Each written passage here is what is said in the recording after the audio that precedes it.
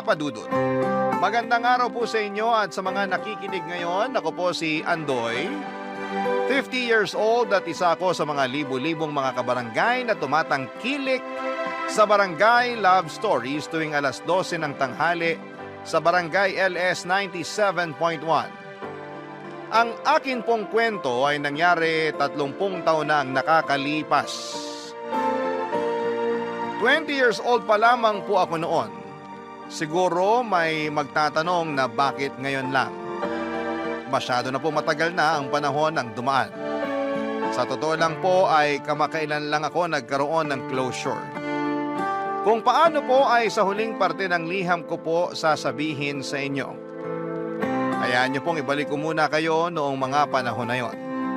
Sa edad na 20 anyos ay ulila na po akong lubos. Wala din po akong kapatid kaya mag-isa na lamang po ako sa buhay noon. Para may taguyod ang sarili ko at higit sa lahat ay makaipon ay madami akong pinasok na trabaho. Nagkakargador ako sa palengke, nangangalakal at umi-extra sa pagpipedicab. Ang iniipon ko po ay nilalaan ko para sa pag-aaral at sa pangarap ko din pong makapagtapos ng kolehiyo.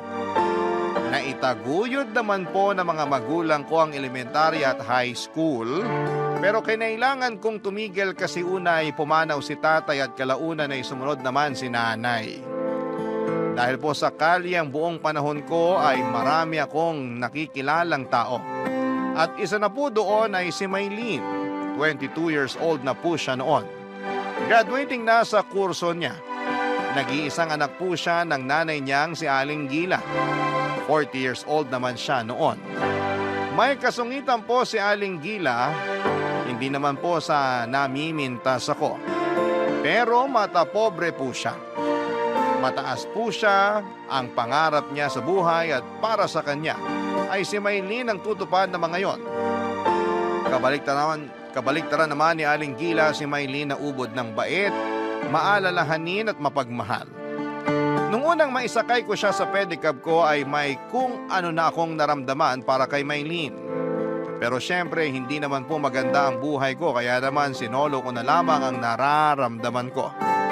Medyo hindi po maganda ang unang pagkikita namin ni Maylene kasi habang nasa biyahe na kami sa pedicab ay bigla siyang nagpanik kasi nawawala po ang wallet niya.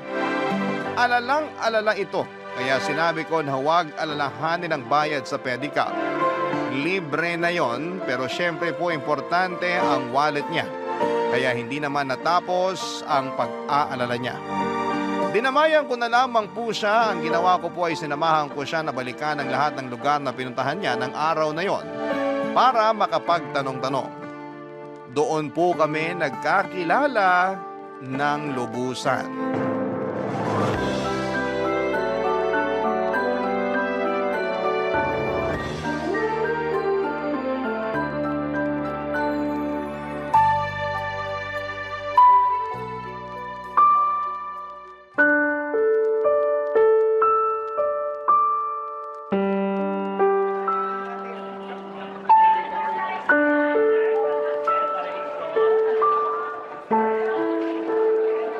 Miss, andito ako! Kumusta? Nakita daw ba nila yung wallet mo? Hindi eh. Tara, puntahan pa natin yung ibang lugar na napuntahan mo. Ito na yung huling lugar na napuntahan ko. Saan kaya nahulog yun? Mahalaga pa naman yung mga nandun, mga IDs ko. Nandun din yung mga resibo sa mga nabayaran ko sa school para i-present sa registrar. Oo, minahon ka. Pasensya na ha. Wala akong panyo na maipapahiram sa'yo. Okay lang. Hindi ko alam kung anong sasabihin sa'yo eh. Wala ka namang kasalanan eh. Wala na rin siguro ang wallet ko. Oh, huwag ka mawalan ng pag-asa. Maniwala ka na mahahanap din yun. Pero wala sa mga lugar na napuntahan ko. Hayaan mo, magtatanong-tanong pa din ako. Hindi ako titigil hanggat hindi ko nakikita ang wallet mo. Salamat. Pero hindi mo naman kailangang gawin yan. Ayos lang yun. Total yung mga lugar na napuntahan mo, nalilibot ko palagi dahil nagkakargador din ako dito sa palengke. Kaya makakapagtanong-tanong ako. Salamat. Walang anuman yun, miss. Ay, sorry. Saan? Kanina pa tayo magkasama. Hindi ko pa pala nasasabi ang pangalan ko. Nako, naiintindihan ko. Kanina kasi nag-aalala ka eh. Oo nga eh. Pero ako si Maylene. Ako si Andoy. Andoy ang totoo mong pangalan? Nickname lang, alias. Alejandro ang tunay kong pangalan. Maganda naman ang Alejandro ah. Pangit ba ang Andoy? Hindi. Ang ibig kong sabihin, maganda ang pangalang Alejandro pero cute din naman yung Andoy. Parang ako? Ha? Uy, natatawa ka. Ikaw naman kasi, hindi ko inaasahan yung joke mo. Kasi kanina ka pa malungkot. Alam ko naman na importante yung nawawala. Pero sana mag-relax ka lang. Oo nga. Habang wala ka pa kanina, bumili ako nitong tinapay at soft drinks. Bakit? Ha? Bakit? Ibig kong sabihin, bakit bumili ka pa? Nalugi ka na nga ngayong araw kasi yung oras ng pasada mo. Sinamahan mo lang ako at ayaw mo pa magpabayad. Nako, wala yun. Basta may nangangailangan, dapat tulungan. Salamat. Paano tong tinapay at soft drinks? Nakakahiya na sa'yo. Sa'yo na lang yan. 2 binili ko. Tig-isa sana tayo. Ganun ba? Ayaw mo ba? Akin na nga, nakakahiya naman. Nag-abala ka pa. Sabi ko nga ayos lang eh. Tara, kain na tayo. Maupo ka dito sa loob ng pedicab. Sige na nga. Nag-aaral ka pala? Mukha bang hindi? Ha? Hindi. Joke lang. Ako kasi hindi nag-aaral eh. Sorry, wala akong ibig sabihin. Joke lang. Ay, ikaw talaga? Saan ka nag-aaral? Hindi nga ako nag-aaral. Joke ba yan o totoo? Totoo. Bakit ka natatawa? Na-counter joke kasi kita eh. Eh wala ka namang joke eh. Seryoso yung sinasabi mo. Ha? Oo nga. Kakainis ka. Aalis na ako. Uy, ito naman hindi na mabiro. Pinagagaan ko lang ang mga sitwasyon. Pinagagaan ko ang loob mo para huwag ka mag-alala. At pinagagaan ko din ang loob ko na itawan na lang dahil hindi ako nag-aaral. Bakit ayaw mo mag-aral? Hindi naman sa ayaw. Wala pa kasing pere. Pero nag-iipon ako. Pag marami na akong naipon, mag-aaral uli ako. Ay, maganda yan. Siyempre, para pag nagkaasawa ako at nagkaanak, mabubuhay ko sila. May girlfriend ka na? Wala ah. Pero sana magkaroon na. Darating yan. Dumating na. Ano yun? Wala. Sabi ko, kainin mo na yung tinapay.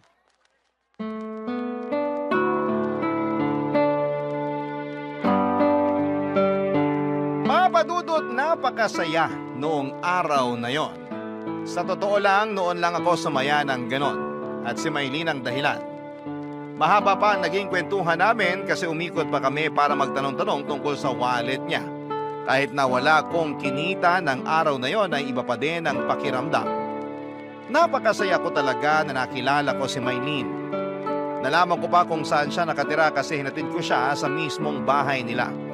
Pero pagkababa ko kay Maylene sa tapat ng bahay nila ay saka ako dinagukan ng katotohanan na hindi magiging kami. Malabong magkagusto sa akin si Maylene sa estado ng buhay ko. Kahit na ganoon ay naramdaman ko ay ginawa ko pa ding inspirasyon si Maylene para magsipag palalo. Kung doble ang sipag ko noon ay triniple ko pa para mahabol ko ang estado ng buhay nila. Madalas kaming nagkakasalubong ni Maylene sa mga lugar na pinupuntahan niya. Hindi dahil sa gawa ng pagkakataon kundi inalam ko talaga kung saan siya nagpupunta at ang schedule niya. Naging stalker ako sa mabuting paraan, Papa Dudut. Kasi gusto ko lang naman na safe si Maylene sa pagpasok at pag-uwi sa kanila. Nakikita ko din naman na hindi naiilang si Maylene sa mga pagkakataon na nagkikita kami. Ramdam ko din naman na masaya siya, Papa Dudut.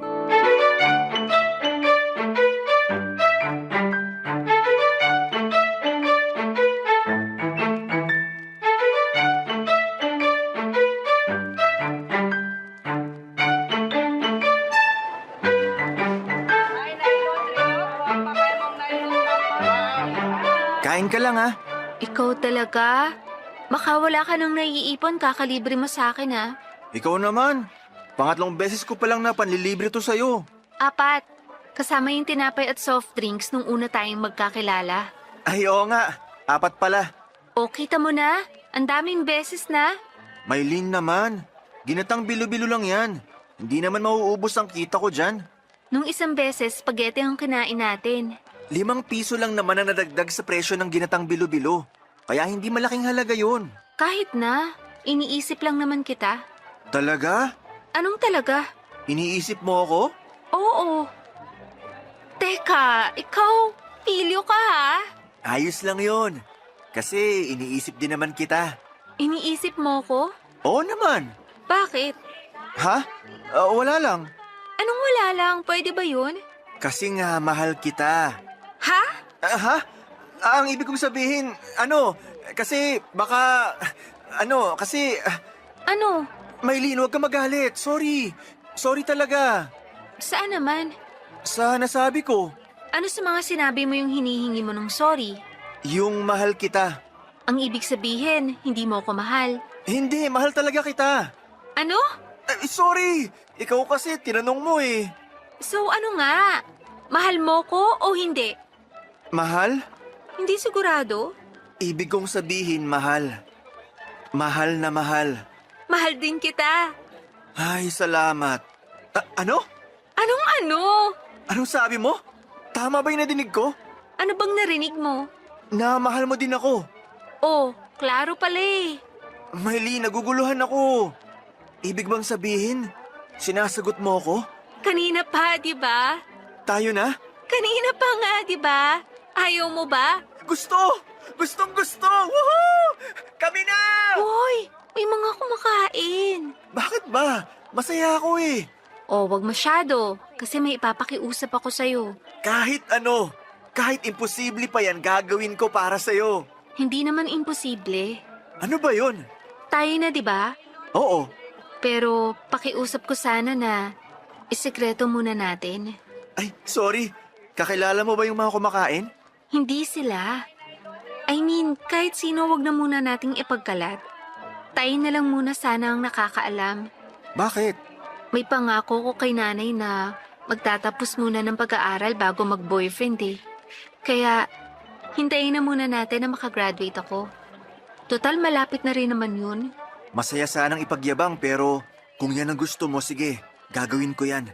Ang importante naman, alam mo at alam ko na tayo ng dalawa at mahal natin ang isa't isa. Salamat. Kailangan natin mag-celebrate. Bibili pa ako ng turon. Wag na. Mabigat na sa tiyan tong ginatang bilo-bilo. Pero dapat mag-celebrate tayo. O, edi mag-celebrate tayo sa pamamagitan ng ginatang bilo-bilo. Sige na nga. Bakit ganyan ang ngiti mo? Pasensya na. Hindi ko maitago na hindi maging masaya eh. Hindi naman nila mahahalata. Ikaw talaga, puro kabiro. Kumain na nga tayo. Napakasaya ng araw na yon, Papa Dudut. Kaso'y pigil ang saya kasi kailangan muna naming isekreto ang relasyon namin. Pero kahit na ganoon ay masaya pa din ako. Mula noon ay mas madalas pa kaming nagkikita ni Maylin. Ako na ang school bus niya. Minsan sinasabihan niya ako na huwag na siyang sunduin at ihatid pa uwi, pero hindi naman po ako pumapayag. Hindi ako mayaman kaya yun na nga lang ang magagawa ko sa kanya. Kaya pinakiusap ko kay Maylin na pagbigyan na lamang ako. Wala din naman siyang magawa bukod sa makulit ako ay mahal niya din naman ako. Kahit na ang dami ko pang pinapasok na racket para mas madaming maipon ay hindi nawawala sa schedule ko ang pagsundo at paghahatid kay Maylin. Hanggang sa dumating ang araw ng graduation niya. Nandun po ako pero hindi ako makalapit sa kanya dahil kasama niya ang nanay niya. Pero sobrang proud po ako sa pagtatapos ni Maylin. Saka sabi ko sa sarili ko na tiis-tiis lang dahil graduate na si Maylin, pwede na niya akong ipakilala sa nanay niya at ipaalam sa mundo na may relasyon kaming dalawa. Pero mali pala ang iniisip ko kasi sinabihan pala si Maylin ng nanay niya na hindi daw porket graduate na siya ay pwede na siyang makipagrelasyon. Kaya yun din kaagad ang naging topic namin noong nagkita kami noong gabi ng graduation niya. Nakiusap siya na ipagpatuloy pa namin ang paglilihim. Kung natiis ko ng matagal-tagal, ano ba naman yung konting tiis pa, Papa Dudut? Sumangayon ako sa gusto niyang mangyari na ilihim namin ang aming relasyon ng mga panahong yon, Papa Dudut, para hindi magalit ang nanay niya. Barangay Love Stories. Barangay Love Stories. Papa Dudut, sabi nga nila ay walang lihim ang hindi nabubunyag. Nalaman ko na lamang na kinokompronta ng nanay niya si Maylene dahil nga sa paglilihim ng relasyon naming dalawa. Galit na galit po siya kay Maylene at na triple pa ang galit niya nang malaman niya na ako ang karelasyon ni Maylene. Dahil sa napag-alaman din ni Aling Gila ang estado ko sa buhay. Kahit na hindi pa niya ako nakikilala ay galit na galit siya sa akin. At halos isumpa ako. Para sa nanay ni Maylene ay napakalaking kasalanan ang paglihiman siya at mas malaking kasalanan na ako lang pala ang lalaking karelasyon ng anak niya. Papa Dudut, hindi nga ako kilala ng nanay ni Maylene pero inalam niya ng pilit ang background ko. At nang makilala ako ay iniskandalo ako ng ilang beses. Mga masasakit na salita at pangmamaliit ang nadidinig ko mula sa kanya. Hindi ko na lamang po pinansin.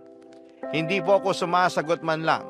Tahimik ako pero hindi ako napanghinaan para ipagpatuloy ang relasyon namin ni Maylene. Alam ko din po na totoong mahal ako ni Maylene, kaya sapat na dahilan na po yun para ipaglaban ang pag-ibig namin. Ang mga nakakarinig sa pangmamaliit sa akin ng nanay ni Maylene, imbes na husgahan ako ay mas nagagalit sila sa mga pangit na sinasabi ni Aling Gila. Kahit ganoon ay tuloy pa din ang relasyon namin ng anak niya. Para kaming mga pugante na nagtatago at hindi pwedeng mahuli. Hindi ko alam na sobra na pala ang dinadala ni Maylene sa damdamin niya dahil sa ginagawa sa akin ng nanay niya, kaya gugulatin niya kami sa isang balita.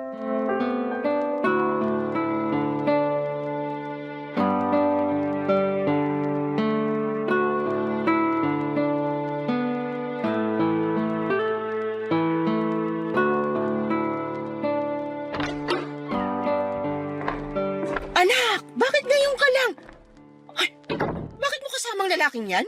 Magandang gabi po, Aling Gila. Lumayas ka rito. Ang kapal naman ang pagmumukha mong tumuntong sa tahanan ko. Nay, tama na. Aalis na muna ako, Maylene. Hindi, dito ka lang. Sino ka para magdesisyon dito? Tahanan ko ito. Ganun ba, Nay? So, wala po akong karapatan dito? Paalisin mo ang lalaking yan kung gusto mo ng karapatan. Hindi! Maylene, baka mag-away kayo. Aalis na ako. Umalis ka na. Hindi siya aalis, Nay. Nandito kami dahil may sasabihin kami sa inyo. Sabihin mo na. Tapos paalisin mo na yung lalaking yan at ayoko nang makitang pagmumukha niyan dito kahit kailan. Buntis po ako. Si Andoy ang tatay. Ha? Hayop kang lalaki ka! Lumayas ka rito! Ang kapal na mukha mo! Sinira mo ang mga pangarap ko para sa anak ko! Nay, pangarap mo sa akin o pangarap mo lang?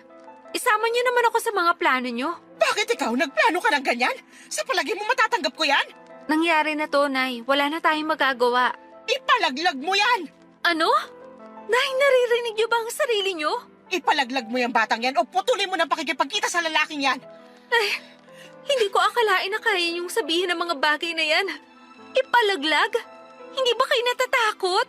Wala na akong pakialam. Parusahan ako, basta huwag ka lang mapunta sa lalaking yan! Pwes, Nay, nakapagdesisyon na rin ako sa gagawin namin. Aalis na lang ako dito at magsasama na kami ni Andoy. Ano? Tigilan mo yung kahibangan mo! Sorry, Nay. Paalam po. Halika na, Andoy. Ha?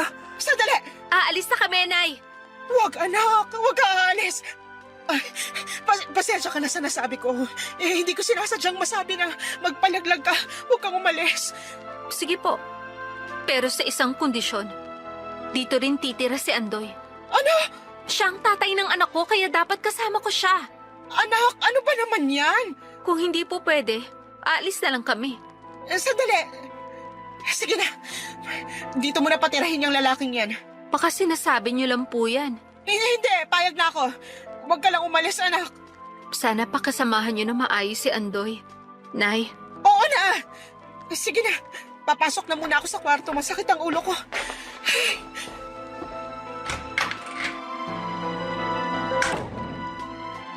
Hoy, bakit ka tulala? Hayaan mo na si nanay. Hindi yun ang ikinabigla ko. Alin yung pagbubuntis ko? Bakit hindi mo sinabi agad sa akin? Nagkagalit ka ba? Hindi naman, pero sana sinabi mo agad sa akin para naingatan kita.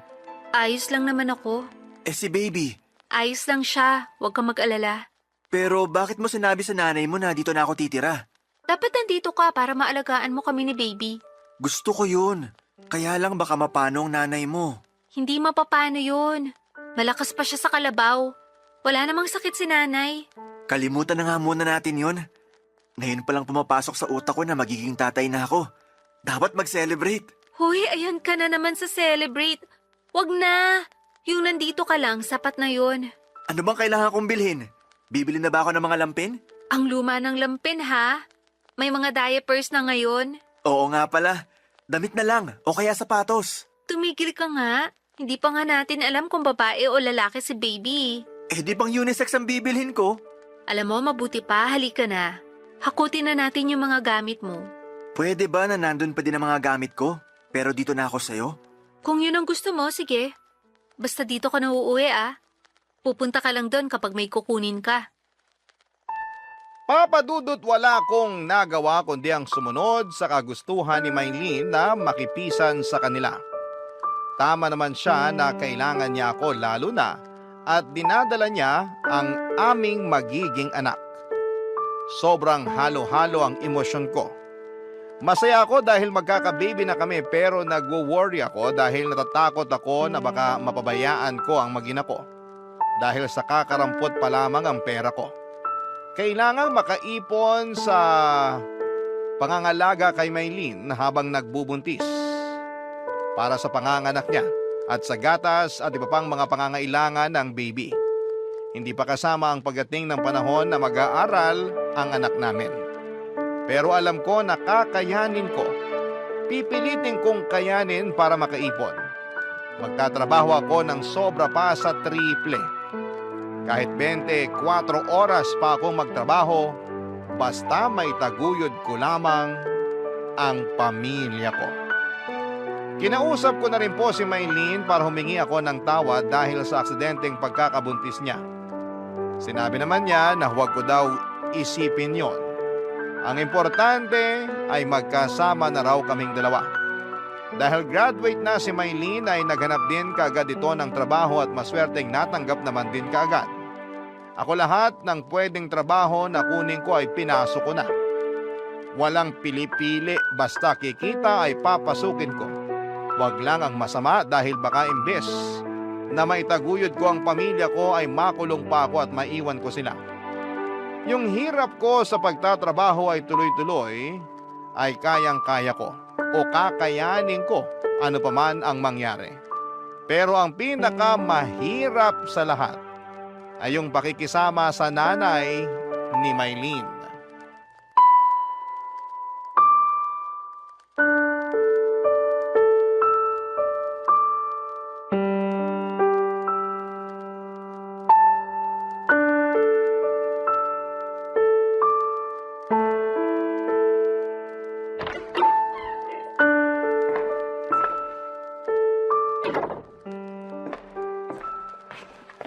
Naku, nandito na palang senyorito. Magandang tanghali po, Nay Gila. Hoy, ang kapal mo! Huwag mo akong tawaging nanay. Pasensya na po. Eh, bakit ka nandito? Dapat nagtatrabaho ka. Hindi ka na nahiya? Ang anak ko pang bumubuhay sa'yo. Gusto ko po magbigay ng pera, pero sabi ni Maylene itago ko na lang daw sa bangko para sa pangangailangan sa hinaharap. Umuo ka naman kaagad. Siyempre sinasabi ng anak ko yon kasi hampas lupa ka. Hindi naman po. Anong hindi? Kung hindi ka hampas lupa, ano ka? Excuse po muna. Anong excuse? Nag-i-Ingles ka pa, wala ka namang pinag-aralan. Nakatapos naman po ako ng high school. Ay, ipagyayabang mo yan. Hindi pa din maitatago na bobo ka. Papasok na po muna ako sa kwarto. At bakit? Magpapahinga lang po ako. Kapal! Magpapahinga habang yung anak ko nagpapakahirap. Masakit lang po ang ulo ko. Nagdadahilan ka pa para sa pagkabatugan mo. Hoy, Pumayag ako na dito ka tumira pero hindi ibig sabihin na tanggap kita at lalong hindi ibig sabihin na magpakasenyorito ka rito. Ihihiga ko lang po sandali. Maglinis ka nitong bahay. Dito ka nakatira, hindi ka man lang tumulong. Ano ako dito, katulong mo? Sige po, lilinisin ko po mamaya. Ngayon na! Masakit lang po ang ulo ko. Wala ka talagang pakinabang. Palibhasa, walang pinag-aralan. Ano po bang lilinisin? Sira ulo ka pala eh. Alam nga namang isang parte lang nitong bahay ang linisin mo. Linisin mong buong bahay. Opo, Ano pang hinihintay mo? Ayan ang walis. Ayan ang basahan. Kilos! opo. Huwag mong madaliin! Wala ka talagang utak na bobo ka? Aling Gila, hindi po ako bobo. Bobo ka! Sobra naman po yata yung sinasabi nyo. O ano ngayon? Lalaban ka? Porke wala ang anak ko, sasaktan mo ko? Hindi naman po. Sasaktan mo ko? Aray! Huwag! Maawa ka! Ano po nangyayari sa inyo? Wala pa akong ginagawa. Aray! Tulungan niyo ako! Sinasaktan ako ni Andoy! Tumigil po kayo. Tingnan natin kung sinong paniniwalaan ng mga taga rito. Ako o ikaw na pabigat? Huwag niyo naman pong gawin sa akin to. Anong wag? Makukulong ka! Subukan nyo, Nay. Anak! Mabuti dumating ka! Sinasaktan ako ng lalaking yan! Hindi totoo yan, Maylin. Ako pa ngayon ang ginagawa mong sinungaling? Nay, kanina pa ako nakasilip sa pinto. Kitang-kita ko at dinig ang lahat ng nangyari. Ano ba naman kayo, Nay? Anak! Kakampihan mo pa yung lalaking yan kesa sa akin? Ipapakulong ko yan! Sige, Nay. Kung yan ang gusto nyo. Maylin, wala akong ginagawa. Alam ko. Kaya nga hintayin natin ang mga pulis at ako na magwi-witness. Anak, ano ka ba? Ako na nga sinaktan dito! Mapapatunayan niyo po ba? Sapat ng salita ko! Sige, Nay. Kung mas gusto niyo maiskandalo pa ang pamilya natin. Anak, ano ba nangyayari sa'yo? Maylin, para matapos na to, babalik na lang ako sa bahay. Araw-araw na lang akong dadalaw para kumustahin ka. Ako pa din naman na nagsusundo at naghahatid sa'yo. Mabuti pa nga. Salamat naman. Sandali. Kukunin ko lang ang mga gamit ko para doon na tayo sa bahay mo. Anak! Anak, huwag ka sumama! Hayaan mo na siya! Ewan ko na sa inyo, Nay. Ayoko magalit sa inyo kaya kami na lang ang aalis. Huwag ka nang umalis, anak! Please! Hindi ako aalis. Pero mangako kayo na ito na ang huling beses na pagsasalitaan at pag-iisipan nyo na masama si Andoy. Mangako kayo at gawin nyo. Oo, anak. Papadudot natapos na naman ang araw na yon at muling nangako si Aling Gila. Tahimik kami ng ilang araw, walang panunumbat, walang parinig. Akala ko ay ayos na ang lahat pero may mas malaking pasabog pala si Aling Gila. Pinagplanuhan niya ang isang bagay na ikakasira ko para tuluyan akong itakwil ni Maylin. Ang naging plano niya ay kinausap ang isa sa mga kakilala ko at kinontsaba na yayain akong uminom at lasingin. Pagkatapos noon ay may papupuntahin silang babae na inupahan para magpanggap na karelasyon ko. Siyempre hindi lang yon, planado na rin na darating si Aling Gila kasama si Maylin para mahuli kami ng inupahang babae na nakakandong sa akin kahit na wala na akong malay. Nakakatawa nga na may gagawa pala talaga ng ganon. Yung tipong ginagawa ng mga kontrabidang nanay sa mga pelikula. Pero syempre, huli na noong nalaman ko kasi nagtagumpay si Aling Gila. Malay ko ba naman kasi na tatablahin ako ng kakilala ko at ipapain ako ng ganon. Kaya huling-huli ako ni Maylin, papadudot, na may kalampungan na babae na wala akong kaalam-alam. Siyempre, gaya ng inaasahan ay galit na galit si Maylin. Mag-iiskandalo at aawayin ang inupahang babae. Barangay Love Stories. Barangay Love Stories. Papadudot matapos mag-iskandalo ni Maylin ay umalis ito nang hindi man lang sinundan ni Aling Gila. Nagpaiwan siya para makausap ang mga kakonsyaba. Inabutan niya ng pera ang kakilala ko pati ang babaeng inupahan niya. Nang hingi pa ng dagdag ang babae dahil wala naman daw sa usapan na masasampal siya ni Maylin. Ayaw sana magbigay ni Aling Gila pero nanakot ng babae na aaminin kay Maylin Ang lahat kapag hindi siya nabigyan ng dagdag. Inisman ay walang nagawa si Aling Gila kundi ang magdagdag ng bayad. Matapos ang usapan nila ay umalis na rin kaagad ang tatlo. Para akong tanga. Dahil kinaumagahan ay nagising ako sa tapat nung tindahan na pinag-inuman namin. Iniwan na lamang nila ako doon na parang basura. Masakit ang ulo ko na umuwi sa bahay nila Maylin. Wala akong alam-alam sa nangyari ng gabing yon.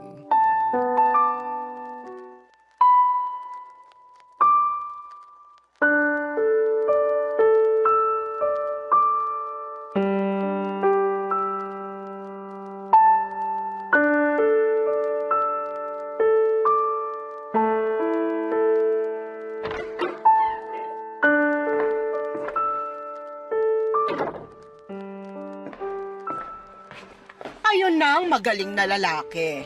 Magandang umaga po, Aling Gila. Talagang magandang umaga ko ngayon. Ewan lang sa'yo. Po?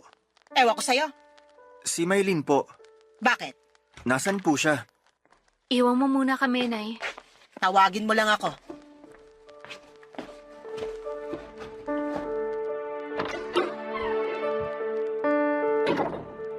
Good morning, Maylin. Kung lumapit sa akin, please. Natidiri ako. Ha? Mahal naman, pasensya ka na. Nalasing ako. Hindi ako ginising ni paring Amir kaya doon ako nakatulog sa tapat ng tindahan. Huwag mo akong paikutin. Totoo, mahal. Huwag mo sabi akong lapitan eh.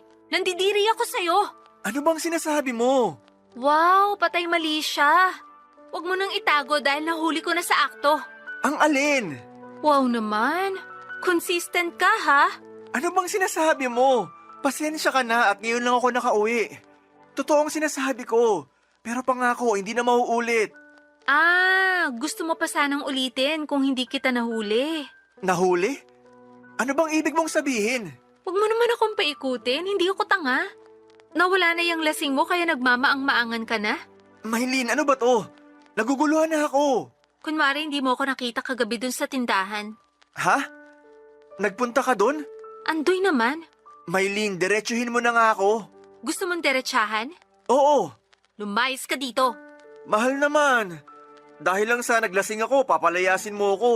Tingin mo ba ganun ako kababaw? Na dahil lang sa paglalasing mo kaya ako galit? Eh ano pang dahilan? Gusto mo pang sa akin manggaling. Oo, Hindi ka na nahiya? Mambababae ka lang sa tindahan pa. Nakitang-kita na maraming tao. nang bababae? Ano bang sinasabi mo? Tigilan mo nga ako. Hindi kita maintindihan. Lumayas ka na. Ha? Mahal, ano ba to? Umalis ka na habang nakakapagtimpi pa ako. Mag-usap muna tayo. Wala nang dapat pag-usapan. Ang relasyon natin, ang buhay natin, kailangan natin pag-usapan. Hindi ko alam kung saan galing yung sinasabi mong pabababae. Tumigil ka na nga. Huling-huli ka na, lumulusot ka pa. Nagpunta kami ni nanay kagabi sa tindahan. At huling-huli namin na may nakakandong sa iyong babae. Nakakadiri ka. Sakali kapag gumawa ng kababuyan mo. Hindi totoo yan. Hindi ko alam ang sinasabi mo. Lasing na ako kagabi. Wala na akong nahaalalang ganyan. Kaya nga lumayas ka na para tapos na. Ano ka ba? Kung ano man na nakita mo, hindi totoo yun. Baka may nag-setup lang sa akin. Huwag naman ganito. Gusto ko kayong alagahan ng anak natin. Walang anak. Hindi talaga ako buntis. Sinabi ko lang yun para tantanan na tayo ni nanay. Para hayaan niya na tayo magsama. Pero mali pala ang ginawa ko. Kaya lumayas ka na. Respetuhin mo ang sinasabi ko. Ayoko nang makita ulit ang mukha mo. Paalam. Maylin! Oh, ano bang hinihintay mo? Aling Gila, may kinalaman ba kayo dito? Kagagawan niyo to? Kagagawan ko man o hindi, pinalalayas ka na mismo ng anak ko kaya umalis ka na. Bakit niyo nagawa to? Wala akong inaamin sa'yo. Alam kong kayo nagplano nito. Alam mo, ang dami mong sinasabi. Umalis ka na bago kita ipabarangay. Tandaan mo, hindi kayo kasal ng anak ko. Mahal ko ang anak niyo. Mabuti pala hindi totoong buntis si Maylin, kaya mas mabuti talaga na mabura ka na sa buhay niya. Layas! Aling Gila! Layas! Papadudot mahal ko si Maylin kaya sinabi ko na gagawin ko ang lahat para maiayos ang sinira naming pagmamahalan. Ayokong umalis noon. Kakatukin ko sana si Maylene sa kwarto para muling kausapin pero handa talaga si Aling Gila. Isang sigaw niya lang ay may mga kalalakihan na pumasok ng bahay para ilabas ako. At sa kanto ay pinagulpi pa niya ako. Tulad nga ng nabanggit ko kanina ay para talagang isinabuhay ni Aling Gila ang mga napapanood niya sa pelikula. Pero kahit na ganoon ang nangyari ay hindi masisira noon ang kagustuhan kong ayusin ang lahat. Kaya naman, binalik-balikan ko si Maylene. Pero nang panahon na yon ay si Maylene mismo ay itinataboy na rin ako. Ipinagugulpi ako ni Aling Gila kada balik ko sa bahay nila at nang bandang huli ay pinablatter pa nila ako para huwag nang bumalik sa bahay nila. Wala na ako nagawa kundi ang magpakalayo-layo dahil na din sa sobrang sama ng loob. Ginamit ko ang nangyari para mas magpursige pa sa buhay para makaangat. Kumuha ako ng 2 taon na kurso gamit ang inipon kong pera.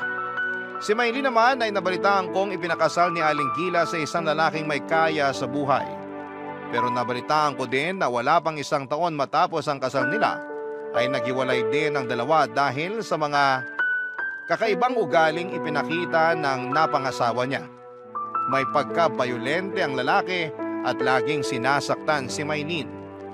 Naawa po ako sa sinapit niya pero wala na akong karapatan para manghimasok pa. Matapos noon ay matagal akong walang balita tungkol sa kanilang mag-ina dahil sa pagkaabala ko sa mga trabahong tinatanggap ko. Sa sobrang abala ko na baguhin ang buhay ko ay isinubsob ko ang sarili ko sa trabaho. Ginamit ko yung mga nangyari sa akin na instrumento para magsikap ako ng husto. Naisip ko na kung may maganda akong buhay, walang sino man ang tatapak sa aking pagkatao. Pag maganda at maluwan ang buhay ko, hindi ako makakatanggap ng pangit na pagtrato mula sa kung sino man. Ilang taon din ang lumipas nang mabalitaan ko na nawala na rin daw pala si Maylene sa sarili. Inaalagaan na lang siya ng kanyang nanay na si Aling Gila dahil lagi na lang daw itong tahimik at tulala at minsan ay biglang sisigaw at iiyak. Makalipas nga ang 5 taon, ay aksidenteng nakasalubong ko si Aling Gila. Malaki na ang pagbabago sa itsura niya dahil sa edad. Nagulat ako nang siya ang lumapit para kausapin ako.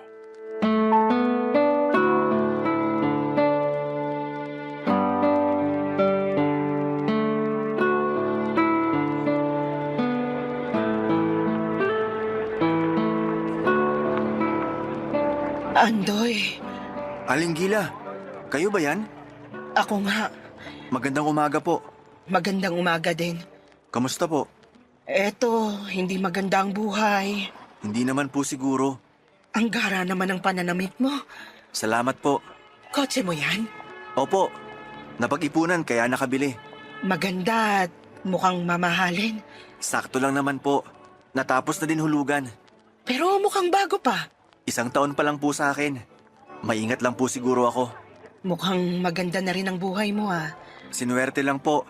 Matapos ko mag-aral, nakapagtayo ng negosyo. Sa awa ng Diyos, lumaki naman.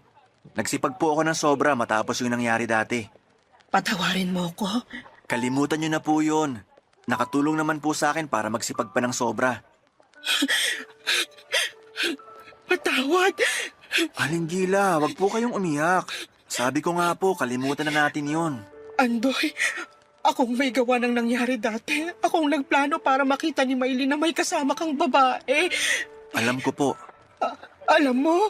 Opo, inamin din sa akin ni Amir. Pero wag niyo na pong isipin yun. Patawad, Andoy. Matagal ko na po kayong napatawad. Nung una, galit na galit ako. Pero natutunan ko magpatawad at makalimot para walang bitbit sa dibdib, para makakilos ng mas maluwag. Salamat, Andoy. Salamat. Kung mamamatay man ako, masaya na ako na napatawad mo ako. Huwag po kayong magsalita ng ganyan. Walang mamamatay. Malakas pa kayo. Hindi ko alam kung hanggang kailan ko pakakayanin ang lahat. Bakit po? Si Maylene. Ano po nangyari kay Maylene? Kamusta po siya? Nung mapalayas ka, ay ipinakilala ko siya sa isang lalaki na napili ko para sa kanya. Kaso, sinasaktan pala siya ng hayop na yun. Nabalitaan ko po yan at naghiwalay din sila. Pero ayoko na po manghimasok na dahil ayoko nang sumama na naman ang loob ni Maylin. Andoy, si Maylin, wala siya sa sarili niya hanggang ngayon. Lagi lang siyang tulala. Kasalanan ko lahat. Aling Gila, huminahon kayo. Baka kung anong mangyari sa inyo. Ang anak ko, ako may kagagawa ng nangyayari sa kanya ngayon. Huwag niyo na pong sisihin ang sarili niyo. Hayaan niyo, tutulong ako. May kilala kong doktor na pwedeng tumulong kay Maylin. Salamat. Walang anuman po. Para may magawa naman po ako para kay Maylin. Andoy, Po, may hihilingin sana ako sa'yo. sige po. Kung kaya ko po, wala pong problema. Andoy, balikan mo na si Maylin. Po? Baka pag binalikan mo siya, magbalik yung sigla niya. Magbalik yung dating siya. Alam na din niya na ako may gawa nung nahuli ka niya, kaya hindi na siya galit sa'yo. Aling Gila. Nakikiusap ako, mahal ka ng anak ko. Aling Gila, hindi na po pwede. Ha? May asawa na po ako ngayon at may 3 anak na. Yun pong doktor na sinasabi ko na tutulong kay Maylin ay yung asawa ko po. Huwag po kayong umiyak. Hindi ko po pababayaan si Maylin. Andoy, patawarin mo ako. Aling Gila, tama na po. Papa Dudut, napaluhod si Aling Gila sa narinig niya. Ramdam ko ang kanyang pagsisisi. Ramdam ko na inaako niya lahat ng pagkakamali kaya nagkaganon si Maylin. Itinayo ko siya at sinabing huwag na silang magsisihan at higit sa lahat ay huwag na niyang sisihin ang sarili niya sa mga nangyari. Ang kailangan niya ay lakasan na lamang ang loob at gawin ang pwede pang magawa para maiayos ang lahat. Hindi man 100% pero sigurado ako nagagaan kahit papaano. Binigyan ko siya ng kaunting halaga para sa panggastos nila at sinabing dadalaw kami ng asawa ko sa kanila para matignan ang kalagayan ni Maylin. Papadudot dahil sa pagkikitang yon, ay hindi ko mapigilang sumagi sa isipan ko ang buhay ko noon. Nung para lamang akong basura na tinatapak-tapakan. Pero pasalamat pa din po ako sa mga nangyari dahil naituloy ko ang pag-aaral ko at naging matagumpay ang negosyong tinayo ko. Ang pinangarap ko dati na mabigyan ng magandang buhay ang magiging pamilya ko ay nangyari na. Maayos ang mga anak ko at siniguro kong nakaantabay na ang lahat ng kailangan para makatapos sila ng pag-aaral. Lagi kong itinuturo sa mga anak ko ang maging mapagmahal at laging ikonsidera ang mga nakakaharap dahil hindi lahat ay maganda ang pinagdadaanan at tinatakbo ng buhay. Mahalaga na maiparamdaman lang natin sa kanila na kabilang at may silbi pa rin sila sa lipunan at hindi basta-basta lamang. Matapos matignan ng asawa ko si Maylin ay nabigyan niya ito ng gamot. Yung mga sumunod base sa reseta ng misis ko ay ako na mismo ang bumibili para kay Maylin. Ipinapadala ko mismo sa kanila. Alam po ng asawa ko yon at alam niya din kung sino si Maylin sa buhay ko at tanggap niya yon. May mga pagkakataon na dinadalaw din si Maylin ang asawa ko para kumustahin. Pero parang si Maylin na rin daw mismo ang may gusto na hindi siya gumaling. Makalipas ang mahigit 20 taon ay binawian na rin ng buhay si Maylin. Ang pagkawala ni Maylin ay ang naging closure ko na rin. Opo, Papa Dudut, kinalimutan ko na po ang mga nangyari at nakapagpatawad na ako. Pero may naiiwan pa po talaga sa puso ko na hindi ko matanggal hanggang sa maging malaya na muli si Maylin. Yun po ang naging closure ko. Naiwan na pong mag-isa si Aling Gila kahit nangyari. Ang mga nangyari ay tinutulungan ko pa rin siya hanggang sa ngayon. Nagpapadala pa rin ako ng kaunting tulong buwan-buwan para sa gastusin niya na siyang ipinagpapasalamat naman ni Aling Gila. Malaking tulong po sa akin na may bahagi ang kwentong ito habang sinusulat ko ito ay hindi ako umaasa na may tatampok ito sa programa ninyo. dahil alam kong marami ang mga nagpapadala. Ngunit pinagpapasalamat ko po kung sakasakali.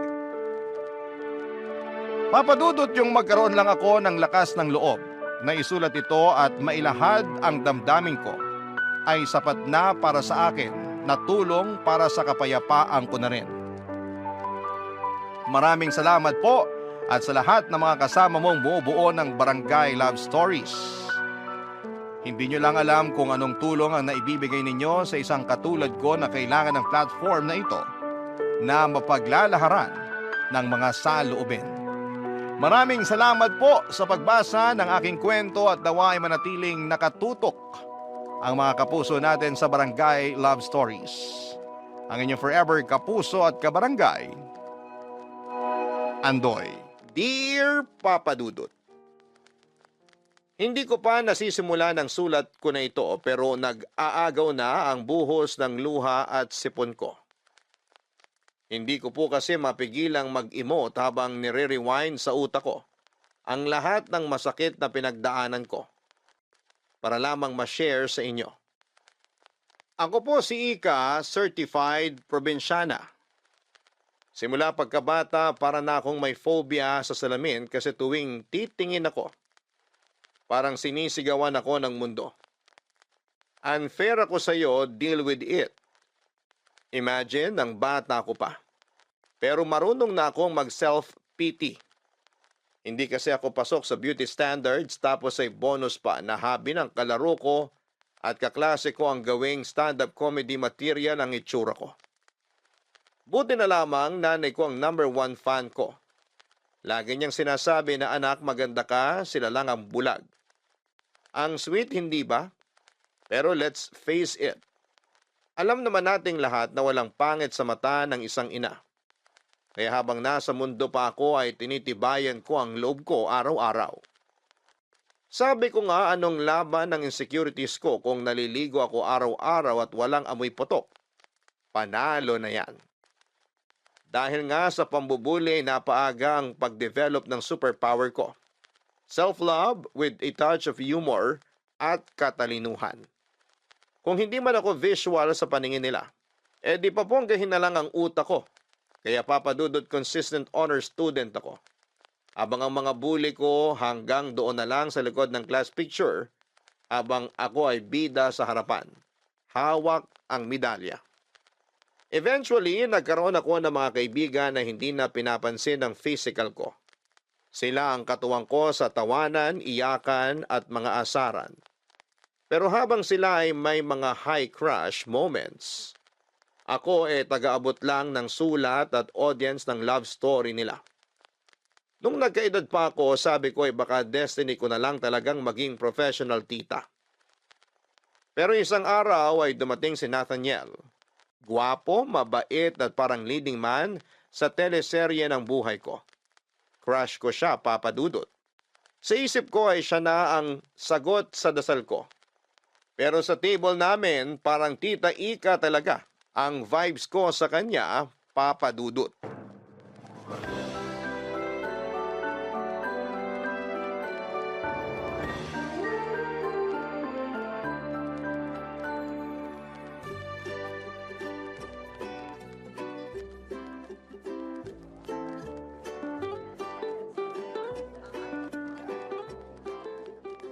Okay lang naman ang pag-aaral mo? Ayos naman po. Kayo po. Aray, grabe ha. Sobrang sakit ng likod ko. Hala, bakit po? Mas lalo akong tatanda sa kakapo mo. Rika ang pangalan ko, pero tawagin mo na lang akong Ika. Para medyo naman maiba. Nakakahiya naman po. Ika. Ay, sorry. Ang hirap pala magtanggal ng po. Naku, sanayan lang yan, Nathaniel. Sasanayin ko yung sarili ko, huwag kang mag-alala. Ayan, kaya mo naman pala. Sabi ko na matalino ka. Mabilis ka matuto. Ikaw talaga. Funny ka. It's more fun in the Philippines, di ba? Kaya masaya lang tayo. Love Philippines na ngayon. Hindi ka na updated. Oo nga pala.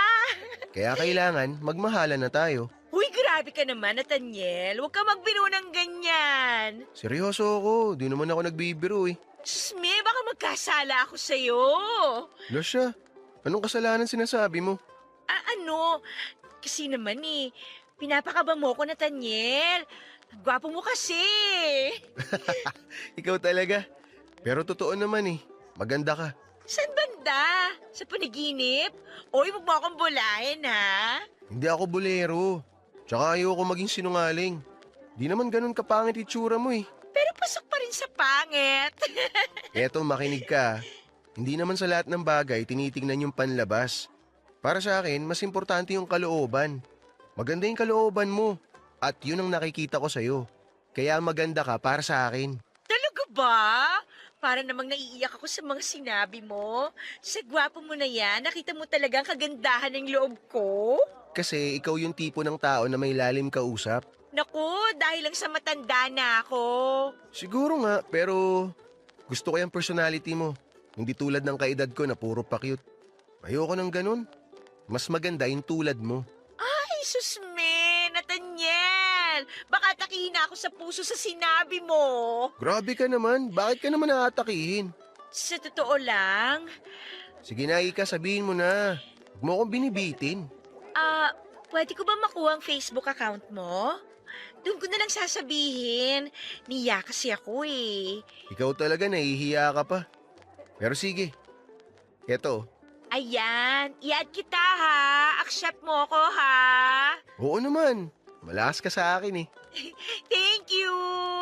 Naku, kailangan na nating ubusin tong food sa plate natin. Lalamig na to. Oo nga. Tara, ubusin na natin to. Para nag-slow motion ang lahat, Papa Dudut. Yung tipong bawat segundo ay feeling ko ay nasa romantic drama ako. At si Nathaniel ang bidang leading man ko.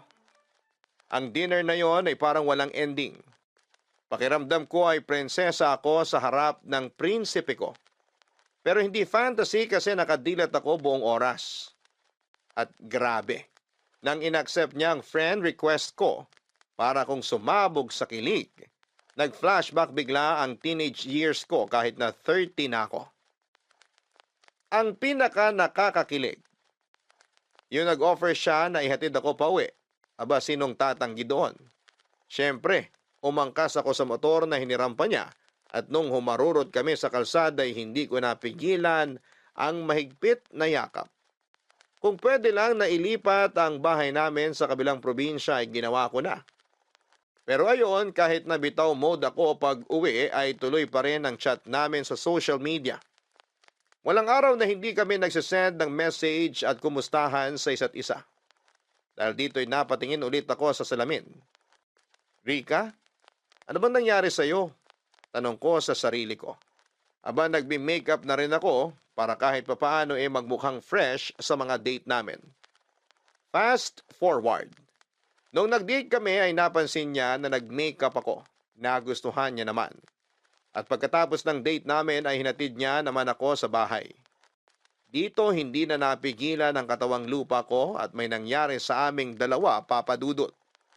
Sa unang pagkakataon, naramdaman kong totoo pala yung sinasabi sa pelikula na you are beautiful in someone's eyes. Si Nathaniel, ang gwapo kong knight in shining armor, ay minahal ako.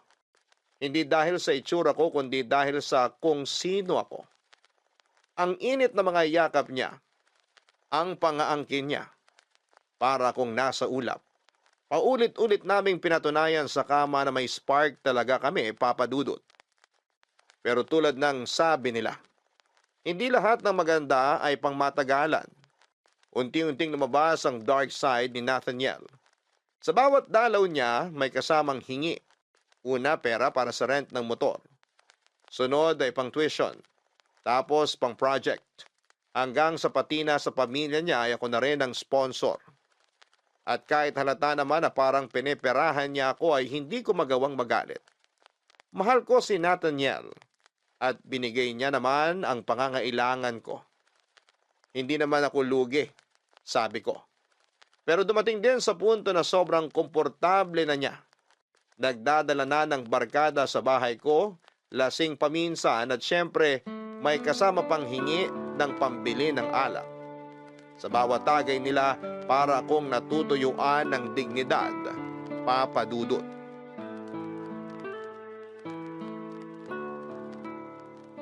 Salamat talaga sa pabanlaw mo, mahal ha. Talagang love na love mo ako. Mahal, pwede ba? Last na to. Bakit naman last na to? Ilang beses na kitang pinagbigyan, Nathaniel. Pero please, wag naman dito sa bahay ko. Mahal, alam mo namang wala akong ibang biso eh. Nagkakasiyahan lang naman kami. Konting inuman lang naman to. Pampalipas ng stress. Gets ko naman.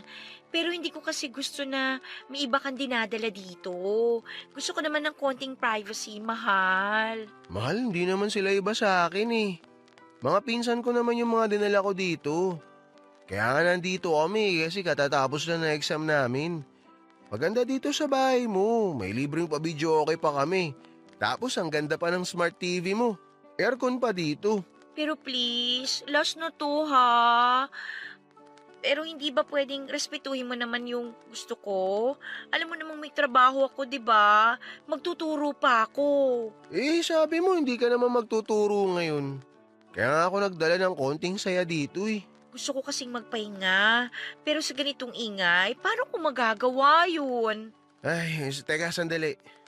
Mga bro, pakihinaan nyo nga yung volume. O yan, pinahinaan ko na sa kanila. Mahal naman eh. Oo na, sige na, last na to. Di na ako magdadala dito ng mga kainuman ko. Parang lumalabas tuloy, pinagdadamutan mo ako. Hindi ako madamot. Alam mo yan. Hindi lang talaga ako sanay na may ganito sa bahay. Gusto ko lang ng tahimik, maayos na bahay. Yung ganun, ayoko rin na madalas kang umiinom. Bata ka pa eh. Hindi nakakabuti yan. Ayaw mo ba nun? Pagka ganito, mas matagal, tsaka mas masarap. O alam mo na ibig ko sabihin, mahal. Kung talaga, dinadaan mo na naman sa ganyang usapan eh. Eh kasi alam ko naman na gusto mo to. Gusto mong hinalik-halikan kita. Gusto mo yung inaangking kita. Di ba? Pwede bang hinaan mo yung boses mo? Marinig nila sa sala, ano ka ba? Di nila tayo maririnig. Huwag kang mag-alala, mahal. Ang bahala sa'yo. Basta ako, hindi ako magsasawa sa'yo. Hinding-hindi. Ikaw lang gusto ko. Lagi. Totoo ba talaga yan? Totoong totoo. Ano bang tawag mo sa ginagawa ko? Sa ginagawa natin. Mahal kita kaya nandito ako sa'yo. Ang totoo nga niyan, gusto ko nga mag-live-in na tayo eh. Kaso ikaw ayaw mo pa. Baka naman katawan ko lang gusto mo sa akin ha. Mahal, hindi ganun. Ano ka ba? Alam mo naman na marami pa akong responsibility. May mga kapatid akong pinag-aaral. Ayoko madagdagan ng malaking obligasyon. Kaya ayoko pang mabuntis mo ko. Kaya nga uminom ka ng pills. Para hindi kita mabuntis. Pwede naman yun eh. Baka ayaw mo lang talaga. Dali-dali solusyonan ng problema. Kasi mahal, kung ako tatanungin, gusto ko na maging tayong dalawa na hanggang dulo. Mahal naman. Basta mahal kita, yun ang tatanda mo. Ha? Kaya ipaparamdam ko yun sa'yo. Palagi. Ngayon, paliligayahin muna kita. Mahal, baka marinig ka nila. Hindi nila tayo maririnig, huwag kang mag-alala. Dadahan-dahanin kita. Di tayo gagawa ng ingay. Di ka na. Ganito parate ang nangyayari, Papa Dudut. Kahit anong reklamo ko, kahit gaano ko piliting tumayo at maging matatag sa gusto kong mangyari. Nawawala lahat ng lakas ko sa sandaling niyayakap at hinahalikan na niya ako. Para akong nahihypnotize sa lambing niya. Sa bawat bulong na mahal kita, ay nakakalimutan ko ang lahat. Gusto ko ang pakiramdam na ako lang ang mundo niya. Sa mga sandaling yon, na ako lang ang babaeng mahalaga. Pero ang totoo ay hindi ko siya mahindiang hindi ko kayang tanggihan ng kahit na anong hingin niya sa akin. Paulit-ulit ng ganitong cycle, Papa Dudut. Hihingi siya ng pera, maglalambing at mauuwi kami sa kama. Sa bawat kasiyahang binibigay niya, may nakatagong kapalit. Pera. Ako ang bumabayad sa lahat ng pangarap niya. Ang dating nagre-rent lang ng motor, ngayon ay may sarili na siyang motor. At ako ang sumasagot ng lahat. Parang naging ATM na ako sa buhay niya. At ang password ay ang mga matatamis na salita at init ng gabi. Hindi ko maiwasang isipin na para akong punchline sa mga joke na naririnig ko. Parang yung kwento ng baklang bumili ng motor at sapatos para lang manatili ang lalaki sa tabi nila. Siguro nga ganito ang kwento ko.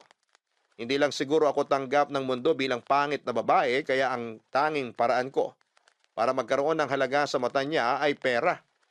Dahil kung wala akong trabaho, kung wala akong pera, sino ba ako para kay Nathaniel? Ganito ba talaga, Papa Dudut? Ang kapalaran ng isang tulad kong hindi binayayaan ng ganda. Kapalit ng lahat ay kailangang tiisin ko ang ganitong klase ng relasyon. Kailangan ko bang magtiis at maging bulag basta lamang may kayakap sa malamig na gabi? May maramdaman lang na init ng katawan na tila nagsasabing mahalaga ka kahit papaano. Pero ang tanong na hindi ko matakasan, pagmamahal pa ba ito? O panlilin lang na hinahayaan kong mangyari dahil takot akong mag-isa. Naging sekreto ang relasyon namin ni Nathaniel, Papa Dudut. Halos lahat ng tao sa paligid ko, pati na rin ang pamilya ko, akala nila ay busy lamang ako sa trabaho at single na single kasi nga ay parang hindi ka panipaniwala na may lalaking nahuhumaling sa ganda ko. Joke lang po, Papa Dudut. Baka nahuhumaling sa kung ano ang meron ako na pwede kong maibigay. Ewan ko ba? Ginagawa ko talaga ang katatawanan ng bagay na dapat ay sineseryoso. Ang totoo talaga, Papa Dudut, ay nasa isang relasyon ako na puno ng panghuhot-hot at pagpapanggap. Hindi ko na mabilang kung ilang beses na akong nagbulag-bulagan dahil iniisip ko na baka mahal niya rin ako kahit papaano. Pero let's be real, Papa Dudut. Kahit ganon mo kamahal, ang tao ay nauubos ka rin.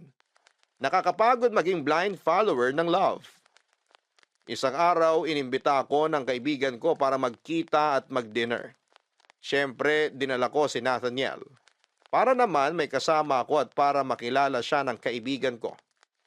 Pero Papa Dudut, hindi ko inakala na sa gabing yon ay may magpapabago sa pananaw ko. Doon ko unang na-meet si Elmer, ang pamangkin ng kaibigan ko. Habang nag-uusap kami ni Elmer ay naramdaman ko ang kakaibang saya. Parang may kumikiliti sa puso ko. Hindi ko alam kung ano ang meron pero sobrang gaan niyang kausap. Naiwang kaming dalawa nang mag-excuse si Nathaniel at ang kaibigan ko para mag-smoke at doon ay nagsimula ang mas matagal naming kwentuhan. Narealize ko tuloy na yung treatment ko kay Nathaniel before. Binabase ko lang sa bare minimum na baka he loves me in his own way. Pero si Elmer, siya yung nagpapakita na dapat na bare minimum. And let's be honest, hindi pa nga minimum yon kasi grabe talaga ang malasakit niya. Hindi ko alam kung iniisip ko lang ito dahil sobrang saya ko sa gabing yon o dahil matagal na rin akong hindi nakaranas ng ganitong klase ng atensyon. Pero yun nga, Papa Dudut, pinaramdam sa akin ni Elmer ang isang bagay na akala ko'y matagal ko nang nawala. Ang pagpapahalaga sa sarili.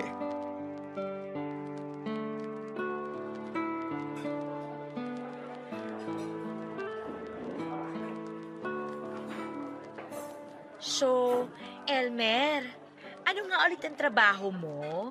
Parang ang chill mo lang kausap eh. Pero mukhang busy ka rin naman sa buhay. May hobby ka ba? Ang dami mo agad tanong. Nalula ako dun ah. Parang hindi kaya ng... Sorry naman. Okay lang naman ate. Call center agent ako, night shift. Pero pag hindi ako tinotopak at may free time, nag-freelance photography ako. Mahilig kasi ako mag-capture ng mga raw na moments. Yung hindi pilit, yung totoong kwento sa isang picture. Katulad mo ngayon, parang gusto kong kunan ka ng picture. Hala, baka basag ang camera mo. Hindi ah. Minsan, hindi mo kailangan magpanggap para maging maganda ka sa mata ng iba. Be yourself. Maganda ka. Sus, bolero ka rin pala. Binigyan ka ata ng pera ng tita mo para sabihan ako ng magagandang words. Pero salamat ha. Baka kailangan mo na ng bagong salamin sa mata. Ikaw talaga. Alam mo, like sa trabaho ko, minsan kahit buong effort mo na binigay mo, parang wala lang sa ibang tao. Parang background music ka lang sa buhay nila. Pero okay lang. Ang mahalaga, nagawa mo ng maayos ang trabaho mo. Ikaw talaga, iba ka. May kaya naman kayo sa buhay pero nagtatrabaho ka? Si ate talaga. Hindi naman pwedeng walang trabaho sa Pinas. Hindi pwedeng nakatunganga lang at maghihintay ng biyaya. Dapat pinagtatrabahuhan. Kapag ang pera galing sa pawis, mas pinahahalagahan mo. At saka hindi mo basta-basta ginagasta sa kung ano-ano lang. Sina lola ko, tita at tito ko lang yung mayaman. Ako, corporate slave. Tsaka hindi naman natin masisisi yung iba. Kasi mahirap din naman talagang makapasok ng trabaho sa Pinas. Alam mo, pareho tayo. Sa ESL teaching ko naman, minsan pakiramdam ko, ako lang ang nagpapaka-effort para lang mag-aral yung student ko. Yung iba, parang walang pakialam. Requirement lang nila ang mag-log in. Nakakabagot din lalo na kung susungitan ka pa. Susme, gusto ko na lang mag-log out minsan. Wag ka. Sobrang relatable. Dati, isang client ko, galit na galit kasi daw hindi ko siya maintindihan. Siya kaya, parang radyo na walang signal. Ako naman, isang student ko, sabi sa akin, "Teacher, are you sure you know English?" Grabe! Gusto ko siyang sagutin ng, "Ikaw kaya turuan ko ng Tagalog, tingnan natin." Nakakatuwa ka kausap. Kaya siguro kahit toxic na yung paligid, nadadala mo lang ng light. Hindi naman. Minsan nga iniisip ko kung tama pa ba ang ginagawa ko. Pero hearing that from you, parang ang gaan lang. Uy, thanks ha! Uy, parang ang saya nyo ah. Mahal, baka naman pinagpalit mo na ako sa pinsan ng kaibigan mo ah. Halika na. Masayang kausap si Elmer. Feeling ko magkakasundo kayo. Ah, ganun? Kung sa tingin mo magkakasundo kami, baka nga magkasundo kami. Ano ba pinag-uusapan nyo? Sa gitna ng malateleseryeng twist ng buhay ko ay may mga eksenang parang boom. Dumarating ng hindi mo inaasahan. Ganito na ganito ang peg noong dumating si Elmer sa eksena, papadudot, ibang level siya. Hindi siya yung typical na lalaki na magbibigay ng hi, hello, bye na vibes. Para siyang walking TED Talk. Pero promise, walang dull moment. Kahit ang usapan lang ay tungkol sa ulam, biglang nagiging deep at meaningful.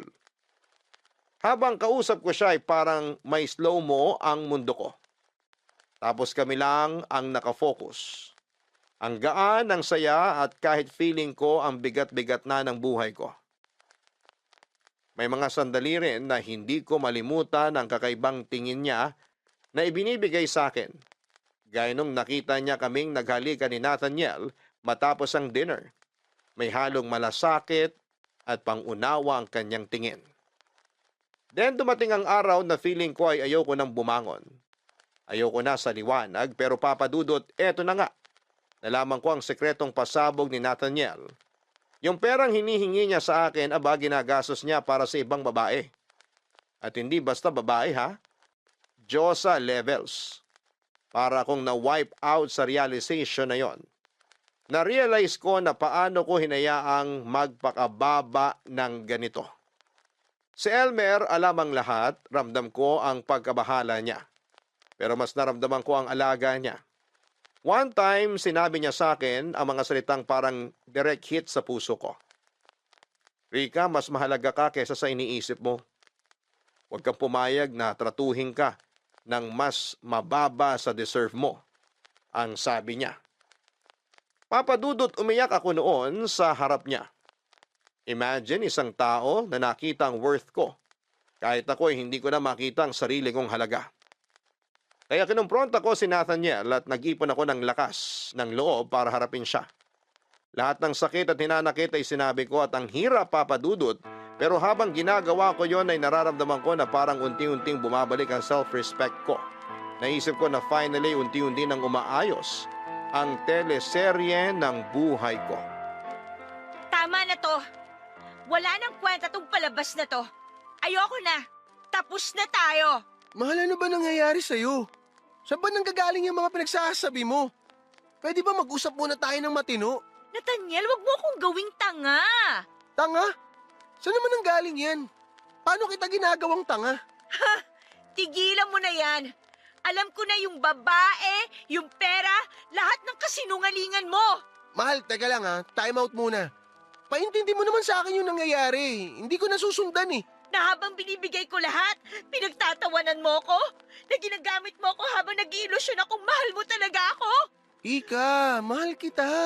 Mahal? Mahal ba yung ginagawa mo? Gagamitin mo ko, sasaktan, tapos yung perang hinihingi mo, ginagastos mo sa ibang babae? Yan ba yung pagmamahal? Huwag mo ako pinagloloko, Nathaniel!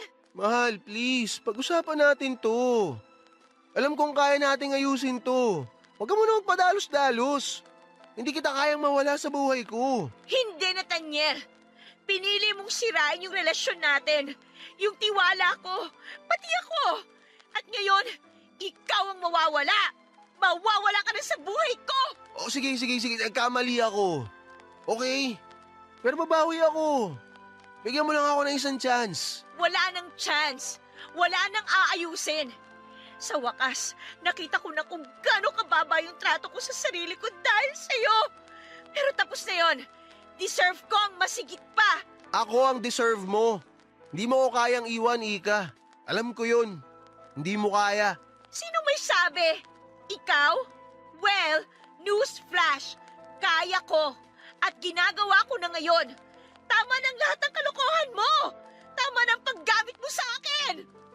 Panggagamit? Huy, Ika. Huwag kang magmalinis. Ginagamit mo rin naman ako eh. Ano? Paano mo nasabi yan? Sino ba nagbibigay ng saya sa'yo? Di ba ako? Sino bang gumagawa ng lahat para maramdaman mo na mahalaga ka? Ako lang, Ika. Ako. Ako lang ang makakapagbigay sa'yo ng ganong klaseng ligaya. Ako lang. Ang kapal ng mukha mo! Ligaya? Ang ligaya mo, yung ginagamit mo ako para sa pera ko. Walang iya ka talaga! Wow! Tama na yung drama mo, Ika. Lahat ng binigay mo, bayad yon. Binayaran ko yon sa pamamagitan ng paggamit mo sa akin. Kaya huwag kang mag-inarte dyan kung ano-ano pa sinasabi mo. Patas lang tayo. Bayad? Bayad? Ganun ba ang tingin mo sa akin? Negosyo tong relasyon natin? Sobra ka na talaga, Nathaniel! Sinabi ko na nga eh. Sige, oo. Nagkamali ako. Pero aminin mo rin, Ika. Kaya mo bang iwan lahat to? Kaya mo talaga akong iwan? Sigurado ka? Oo, Nathaniel, kaya ko. At ginagawa ko na. Tapos na tayo. Wala na akong pakialam sa'yo. Simula ngayon, malaya na ako mula sa'yo. Ika, please naman oh. Huwag mo namang gawin sa akin to. Huwag mo akong hawakan. Umalis ka na. Alam mo, Papa Dudut, natutunan ko na talagang ipaglaban ang sarili ko. At higit sa lahat ay natutunan kong pahalagahan ang mga taong totoo ang malasakit sa akin gaya ni Elmer. Hindi ko talaga ine-expect na siya pa ang magiging game changer sa buhay ko. Sa kabila ng pagiging wasak ko noon, unti-unti kong nahanap ang lakas ko. Pero ewan ko ba, Papa Dudut, aminado ako na may mga gabi pa rin na parang gusto kong i-rewind ang moments namin ni Nathaniel. Yung mga yakap, yung mga halik, parang nakaka-nostalgic. Kahit alam kong toxic siya. At kahit si Elmer na yung ultimate comfort guy ko. May times talaga na ang puso ko ay ewan ko ba, parang nagla-lag out. Pero grabe si Elmer, hindi sumuko kahit ang gulo-gulo ko. Parang may sayad na yata ako at may bipolar disorder. Pero slowly but surely ay pinakita ni Elmer kung ano ang pagmamahal na pure at walang kasinungalingan. Isang beses dinala niya ako sa bahay nila, Papa Dudut. Shock na shock ako kasi for the first time ay na-feel ko ang love na walang halong pain. Tapos ayun na nga, nag-confess siya. May feeling siya para sa akin. Siyempre, kinilig ako. Naging kami o hindi ba, akala ko eto na ang fairy tale ending ko. As in super saya namin, ang dami naming kwentuhan, asaran at kulitan. Sabi ko pa, Lord, eto na ba talaga? Feeling ko ay narinig ko pang sinabi ng langit na yes, Rika, eto na. Pero Papa Dudut, hindi ko inaasahan na magiging plot twist ang buhay ko. After 1 week lang ay bigla siyang nawala. Walang paramdam. Walang pasabi. Ang malala ay nag-effort pa ako na magpagawa ng cake para i-surprise siya sa birthday niya. Pero guess what? Ako lang ang kumain ng cake na yon. Promise, ang sakit-sakit. Literal na yon ang pinakamalungkot na cake sa buong buhay ko. Tinext ko siya non-stop pero wala talaga hanggang sa finally naka-receive ako ng text na pinaka-heartbreaking sa buong buhay ko. Stop bothering me. Nasaktan ako, Papa Dudut. Parang yung moment na nasa alapapa ko ay bigla na lang akong nahulog. Walang parachute. Diretso sa lupa.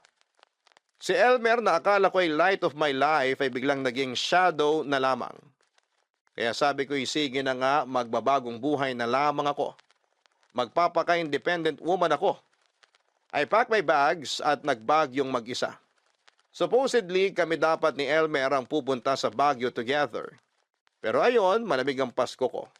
At hindi dahil sa weather kung hindi sa puso ko. Siyempre, nagbabaka sakali pa rin akong makita siya doon pero wala talaga. Tinanggap ko sa mga araw na yon na magiging malungkot ang bagong taon ko at magiging bitter ako sa mga paputok. Pero sa mga sandaling yon, hindi ko inaasahan na magte-text si Nathaniel. Sinabi niya na hindi siya tumigil sa pagmamahal sa akin. At ako raw ang tanging minahal niya. Humingi siya ng tawad sa mga nabitawan niyang salita noon sa akin. Dahil bugso lang daw yon ang matinding damdamin. Naramdaman ko ang pagkagulo ng puso ko, Papa Dudut. Sa panahon na yon ay napaisip ako kung dapat ko bang buksan muli ang puso ko para sa kanya. O dapat ko na bang tapusin ang lahat at magpatuloy na sa bagong simula na ako lang ang magmamahal sa sarili ko. Na forever akong single, na magiging bitter ako sa paputok ngayong bagong taon. Grabe, Papa Dudut. Binigyan ko si Nathaniel ng one last chance. Kasi nga naman, baka sakaling magbago siya, hindi ba? Pero naku, ang ending, hala hindi pa rin pala. Nahuli ko siyang may ibang babae and guess what? Ang habol lang pala niya sa akin ay ang pera ko. Pera, Papa Dudut. Imagine that. Ang sakit, promise, at parang ginawang punching bag ang puso ko. Pero alam mo, hindi ako nagpatalo. Sabi ko sa sarili ko, Ika, hindi ka basura. You deserve better. Huwag kang magpapaloko sa mga kasinungalingan. Kaya kahit ang hirap ay binitawan ko siya. Pero eto to be super honest, minsan ay naisip ko pa rin si Nathaniel. Pero hindi na dahil mahal ko siya. Alam ko na tawag lang yon ang laman, kaya kailangan ko na siyang i-let go. Tapos isang araw habang mag-isa lamang akong nagmumuni-muni, ay naisip kong i-text si Elmer. Ang tagal na naming walang update pero ewan ko ba. Parang biglang gusto ko lang ng kausap kahit friend lang. So ayun, nag-message ako at medyo kabado pa nga ako kung mag-reply siya. Pero nag-reply agad siya. Parang walang nagbago, ang witty, ang daming sense, at ang gaan ng vibe niya ang kausap. Nagkwento ko kay Elmer ng mga ganap ko, pati na rin yung mga walang kwentang mga bagay. Pero alam mo, Papa Dudut, iba siya. Hindi tulad ni Nathaniel, na parang ATM lang ang tingin sa akin, si Elmer, ramdam ko na may malasakit siya. May effort talaga. Nag-decide kaming magkita sa tabing dagat. Doon namin napag-usapan kung ano ba talaga ang meron o pwedeng meron sa amin. Papa Dudut, kakaiba talaga siya. Ang saya ng simpleng moments namin. Parang may spark na hindi nawala. Kahit pa ang tagal na naming hindi nagkita, Papa Dudut.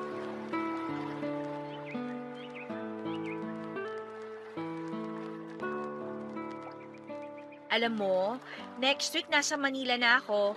Doon na talaga ang bagong chapter ng life ko. Ikaw, after a month, sunod ka ha? Oo naman, susunod ako. Pero syempre, may Japan moment muna ako kasama si Lola. Kailangan ko siyang samahan eh. Wow, ang sosyal. Ang yaman niya talaga, no? Si Lola lang yon, hindi ako. Siyang mayaman. Ako pasabit lang sa biyaya. Pero kahit sabit, dugong mayaman ka pa rin. Nako, ikaw talaga. Pero ate, gusto ko mag-thank you. At gusto ko rin mag-sorry. Alam kong nasaktan talaga kita nun. Past is past, Elmer. Ang mahalaga, okay na tayo ngayon. Oo nga, pero gusto ko lang linawin. Hindi ko kinakalimutan yung mali ko. Accountability, ika nga. Kaya nga humihingi ako ng tunay na sorry sa'yo. Okay na ako. Hindi mo na kailangang ulit-ulitin. Tsaka, diba sabi nila, time heals. Tapos na yun. Ay, ikaw talaga. Walang nagbabago. Na ano? Pangit. Maloko ka talaga. Pero, seriously ate, may gusto akong linawin. Parang serious na to ha. Ano na naman yan? Totoo to ha. Mahal pa rin kita. At hindi talaga yun nagbago kahit anong mangyari. Ang sakit din sa akin nung sinabi ko noon na tigilan mo na akong i-message. Pero natakot ako. Natakot ako na baka hindi mo kayanin. Mahal mo ko pero natakot ka. Hindi ko kakayanin. Hindi kita naiintindihan. Pero ito ha, totoo rin to. Mahal din kita, Elmer. Wow, ang sarap marinig nun. So, ibig sabihin ba nito, tayo na ulit? Depende. Kung hindi ka aalis bigla after 1 week at sabihan ako ng, "Stop bothering me!" Ay, grabe ka. Sorry na. Hindi na mangyayari yon, okay? Mwah. Sorry, masyado ako nadala. Kanina ka pa sorry ng sorry. Okay lang naman. Ano ka ba? Gusto ko naman eh. Pero teka, Elmer, ano nga yung sabi mong baka hindi ko kayanin? Medyo kinakabahan ako, ha? Mukha lang akong walang sakit, pero May sakit ka? May taning ka? loko ka, hindi ganon. May mild autism ako at ADHD. Ha? Seryoso ka? Pero alam mo, hindi halata ah. Kasi nga, mental condition naman siya. Mahirap pero wala na akong magagawa. Nandito na to. Nasa sistema ko na. Alam mo, hindi lahat ng laban kailangan mag-isa. Kung kaya mo akong mahalin sa imperfections ko, kaya ko ring mahalin yung lahat sa'yo. Elmer, hindi ka pabigat.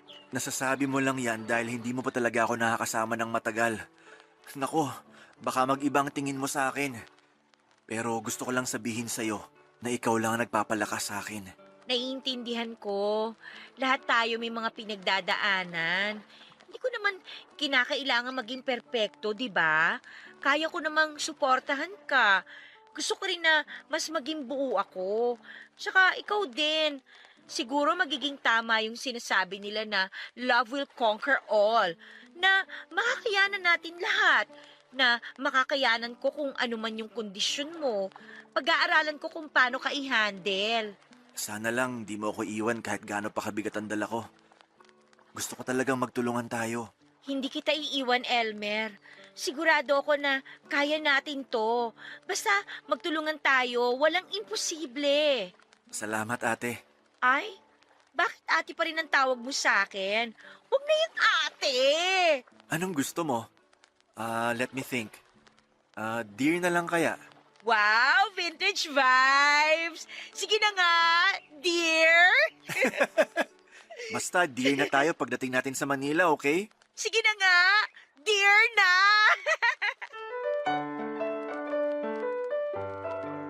Isang buwan ang nakalipas mula nang umalis ako sa bayan namin ay sumunod naman agad si Elmer sa Manila. E di ayon, nag-live-in na kami. Kinikilig pa rin ako kasi kasama ko siya araw-araw. Pero habang tumatagal ay napapansin ko na yung kakaibang quirks niya. May mild autism, ADHD episodes at bipolar tendencies pala siya. Sa isip ko ay carry ko to, love ko siya pinili ko to so laban lang. Pero papadudot, grabe ha. Ang mood swings ni Elmer ay parang weather sa Pilipinas. Hindi mo mahulaan. Minsan ang sweet-sweet niya, parang papi na gusto lang lambingin. Pero may days naman na parang wag mo siyang lalapitan, parang ibang tao na siya. Naguguluhan tuloy ako. Like, ano ba talaga tayo, Elmer? Kahit mga simpleng bagay, nagiging komplikado. Ang sakit isipin na parang ako lang ang nagsisika para maging okay ang lahat. Pero alam mo, kahit na ganoon, ay mahal ko pa rin siya. Ramdam ko na kailangan niya ako, kaya sabi ko ay push mo yan, girl. Pahabaan ang pasensya para sa love. Bawat araw, self-pep talk ang peg ko. Kaya mo to, love mo siya. Tapos isang gabi habang tulog na kami, bigla akong nagtiri-eyed sa kakaisip. Hindi ko napigilan at hinalikan ko siya kasi feeling ko ay yun lang ang paraan para maramdaman niya na mahal ko siya at para maramdaman ko rin ulit yung Elmer na minahal ko.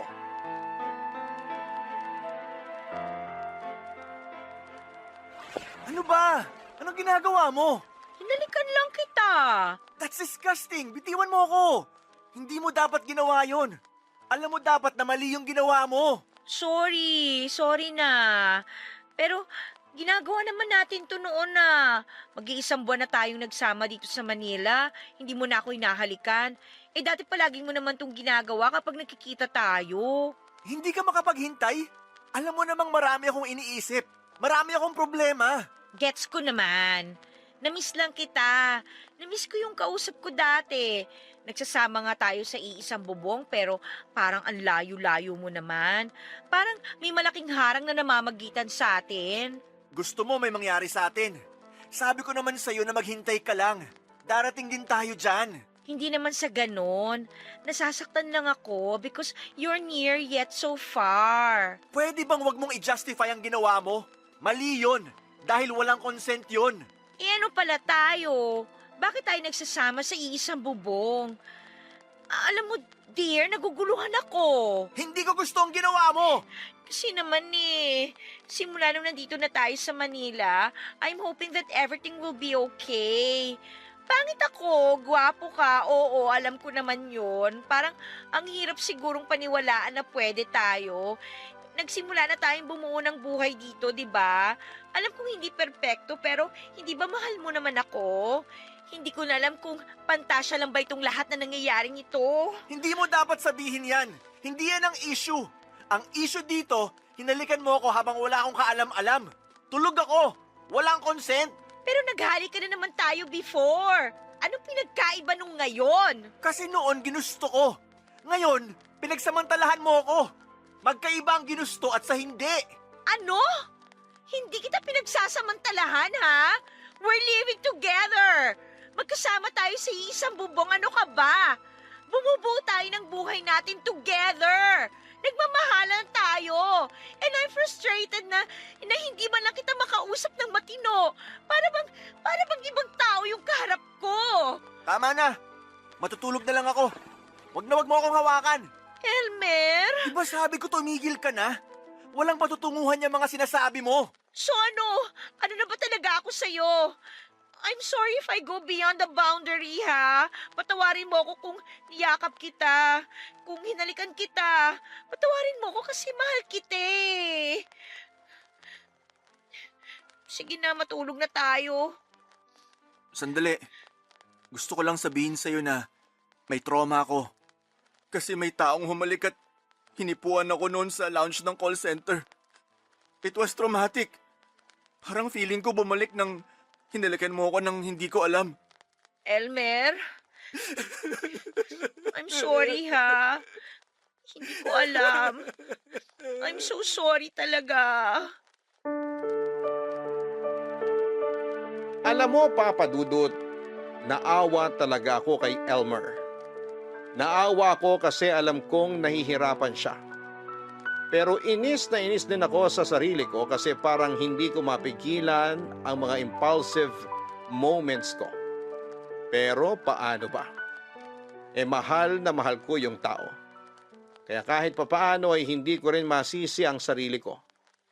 Matapos yung pagsubok na yon ay natutunan ko na kahit na anong pagkakamali ay hindi yon magiging hadlang kung talagang tunay ang pagmamahal. Nagkapatawaran kami ni Elmer, Papa Dudut, at kahit gaano kahirap ay pinili ko siyang ipaglaban. Nagpakatibay ako lalo na dahil alam kong hindi madali ang relasyon namin. May bipolar disorder si Elmer at alam kong malaking adjustment yon para sa aming dalawa, Papa Dudut. Unti-unti ay natutunan naming iset yung boundaries namin. Mas naging klaro ang relasyon namin. At doon ko naramdaman na mahal niya talaga ako. Isang gabi, Papa Dudut, na pag-usapan namin na i-level up ang relasyon namin. Nagsiping kami, ginawa namin sa unang pagkakataon na ipaubaya namin ang aming mga sarili sa bawat isa. Naging iisa kaming dalawa, Papa Dudut. Ang saya ko kasi ginawa namin yon nang may pagmamahal at tiwala sa isa't isa. Parang lahat ng doubts at fears ko noon ay nawala na. Hindi ko ipagkakaila, Papa Dudut, na minsan ay sobrang hirap din talaga. May mga araw na unpredictable ang mood niya.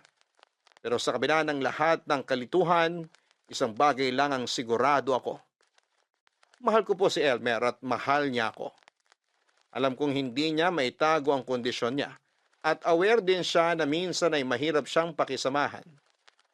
Pero ang pinakamahalagang bagay na natutunan ko, Papa Dudut, ay yung tanggapin siya ng buong buo. Sa bawat episode niya, nandun ako. Nakaalalay at handang magtiis. Para sa akin, yun ang essence ng tunay na pagmamahal. Hindi perpekto, pero buo. Papa Dudut, parang araw-araw na lang yatang may tensyon sa pagitan namin ni Elmer. Magkasama nga kami sa isang bubong pero parang wala ng koneksyon.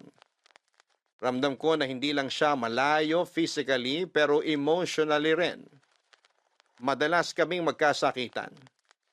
Hindi man physically pero masakit pa rin sa damdamin. At sa tuwing ganito ay parang pareho na kaming napapagod. Kapag nararamdaman ko na parang inaatake niya ako sa mga salita niya ay hindi ko mapigilang maghanap ng paraan para makatakas. Kaya ayon, Papa Dudut, gumawa ako ng isang bagay na alam kong mali. Nag-text ako kay Nathaniel. Alam ko na kay Nathaniel ako makakahanap ng comfort, na makakalimutan ko ang lahat ng sakit kahit saglit lang. At hindi lang yon, nagkita pa kami, Papa Dudut. Muntik na talaga akong magkamali. May pagkakataon na parang bumalik ang dati naming samahan. Yung nakaraan namin na puno ng init at tukso.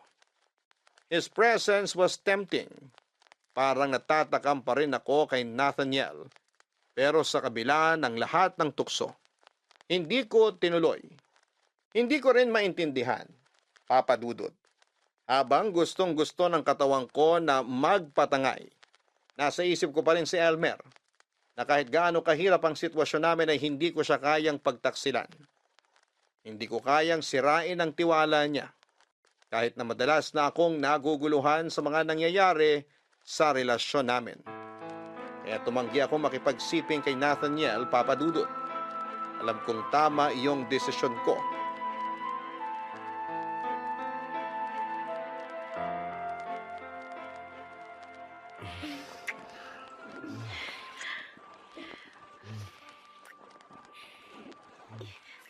Teka, wag! Mahal, bakit? Hindi tama to, Nathaniel. Mali to. Mali. Kaya nga tayo nagkita, di ba? Dahil sabi mo miss mo na ako. Ako rin, miss na rin kita. Pero mali pa rin. Hindi ko dapat ginagawa to. Ano sinasabi mong hindi mo dapat ginawa to? Text ka ng text sa akin. Nagpapakyut ka pa sa mga chat. Tapos ngayon mali na? Ano ba tingin mo sa akin, Nika? Laruan? Nathaniel, I'm sorry. Pero nakukonsensya na ako eh. Hindi dapat ako pumunta dito. Konsensya? Huwag ka nga nagpapadikta dyan sa konsensya mo. Kaya mo bang tiisin yung nararamdaman mo? Kahit di mo aminin sa akin, kulang na kulang ka sa lambing. Ika, ibigay mo na sa sarili mo to. Alam kong gustong gusto mo rin naman to eh. No, wag! Tama na, ayoko na. Ayaw mo na? Ang bilis naman magbago ng isip mo. Ikaw ba bipolar o yung Elmer na yun? Kanina, iba sinasabi ng mga mata mo. Ibang-iba rin yung pinararamdam sa akin ng mga labi mo. Nasasabihin mo mali to? Ayos ka. Alam ko gusto mo to. Tama na! Mahal. Huwag mo akong tawaging mahal. Tigilan na natin to, Nathaniel. Hindi ko pwedeng gawin to kay Elmer. Hindi ko siya kayang lokohin. Mahal naman, nandito na tayo eh. Wala namang makakaalam. Sige, wag na nating ituloy. Magbibihis na ako. Pero bago ako magbihis, Ika, baka naman meron kang ekstrang pera. Lalapit muna sana ako sa'yo para manghiram. Oo, alam ko yung role ko. Alam ko na kapag matuloy itong pagkikita natin, bibigyan kita ng pera. Dahil yun lang naman ako sa'yo eh. Parang ATM. Ang sakit mo naman magsalita, Ika. Kani-kanina lang, hayok na hayok ka sa katawan ko eh. Gustong-gusto mo magpakamot sa akin tapos biglang nagbago yung isip mo. Tumigil ka nga! Alam mo, Ika, hindi ako nagkamali. Ikaw ata talaga yung may sayad eh. Hindi si Elmer. Mas ikaw talaga yung may sakit. Mas ikaw yung bipolar. Wala kang karapatan na insultihin ako at si Elmer. Bakit? Masakit ang katotohanan? Ako alam ko ginagawa ko. Eh ikaw, alam mo ba? Pabago-bago ka ng isip. Ginagawa mo akong tanga. Huwag kang pa-victim dyan. Tuwing nag-aaway kayo ng Elmer na yon, hindi ba ako chinechat mo? Sabi mo, makikipaghiwalay ka na sa kanya kasi hindi mo na siya kaya. Hindi mo na kayang tiisin yung mga pinag-aagawa niya. Sabi mo pa nga parang mababaliw ka na sa relasyon ninyo eh. Tumigil ka sabi eh. Hindi ako titigil. Sasabihin ko kung anong totoo. Minahal din naman kita eh. Pero nagkataon na mahirap ako eh. Kaya kailangan ko ng pera. Hindi ko gina-justify yung ginawa ko sa'yo. Alam kong mali yun. Na parang ang dating ginamit kita. Hinuthutang kita ng pera. Tsaka isa pa, nagkaroon ako ng ibang babae. Mali rin yun. Hindi ko sinasadya yun. Pero ang totoo, mahal na talaga kita. Hulog na pala yung loob ko sa'yo. Huli ko na lang na-realize. Kaya nga nung sinabi mo sa akin na magkita tayo, hindi ko na pinalagpas yung pagkakataon eh. Kasi nga, alam ko sa sarili ko na mahal kita. Na mahal kita talaga. Hindi yan totoo. Heto, ayan. Ayan ang pera. Tapos na to. Tama na. Ika naman. Huwag mo naman sabihin sa akin na hanggang dito na lang tayo. Nathaniel, buo na ang desisyon ko. Mahal ko si Elmer. At gusto kong suklian niyo ng tiwala niya. Hindi ko siya lolokohin. Kahit anong mangyari, kahit anong sabihin ng iba, wala akong pakialam. Siya lang ang paniniwalaan ko. Tsaka, sorry kung parang minamaliit kita ha, pero sana matuto ka ring pahalagahan ng taong nagmahal sa'yo. Minahal kita noon, pero inabuso mo yun. Oo, medyo rough ang pagsasama namin ni Elmer dahil sa kondisyon niya. Pero alam namin na nagmamahalan kami. Okay. Edi good luck sa inyo. Good luck din sa'yo. Tsaka, wag mo na akong tatawagan. Kung yan ang gusto mo, wala akong magagawa. Sige, kakalimutan na kita. Pero bago matapos to, gusto kong pakinggan mo tong sasabihin ko sa'yo. Nung nakipaghiwalay ka sa akin, na-realize ko na mali talaga ako. Na sinayang ko yung isang katulad mo. Sana talaga maging masaya ka sa pinili mo. Huwag ka mag-alala, Nathaniel. Handa ako. Handa akong alagaan ang relasyon namin ni Elmer. At willing akong pakisama ng pagiging bipolar niya. Alam ko malalagpasan namin to. Sabi nga namin sa isa't isa, forever kaming magsasama.